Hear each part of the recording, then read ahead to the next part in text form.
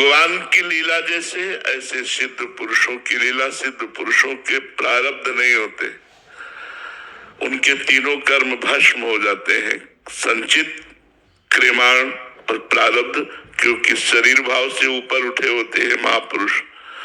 हाँ, जब नहीं समझ में आता तब कह देते हैं कि प्रारब्ध भोग तो भोगना पड़ता है बड़े बड़े महापुरुषों को। तो जो भगवान को प्राप्त हो गए उनका कोई भी शेष कर्म नहीं बचता, न प्रारब्ध न क्रियमाण। बड़े बड़े सिद्ध महापुरुषों को बहुत कष्ट वाली लीलाएं देखी गई जिसमें हमारी मति काम नहीं करती। जहां लिखा है एक बार राम कहे तो सारे पाप नष्ट हो जाते हैं, वो परम पवित्र हो जाता है।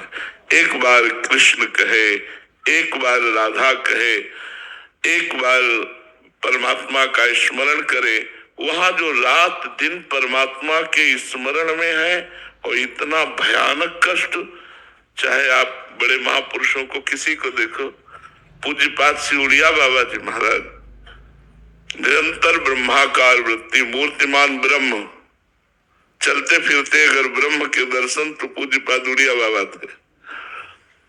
लेकिन अंतिम लीला बहुत शरीर रुग्ण रहना, बहुत कष्ट रहना, फिर भी उसमें वो शांत भाव से पद्मासन में बैठे हैं।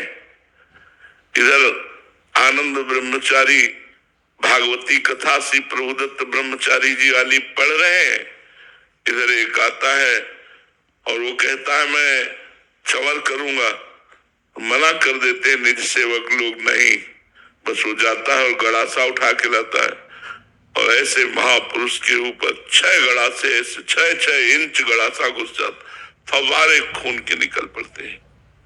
ओम प्रणव का उच्चारण करते हुए शरीर पूर्ण कर देते हैं। सेनपुर में बाबा गुरु श्री मग्नानंद सरस्वती जी, एक संत आए, मना कि आप यहाँ नहीं रह सकते क्योंकि आप गांजा पीते हैं। बाबा सरकार ने कहा नहीं, रहने दो इनको, तो उनकी आज्ञा को कोई टाला नहीं। एक दिन वो गांजा पीने वाले संत कुल्हाड़ रखते थे, बाबा सरकार के पास आए,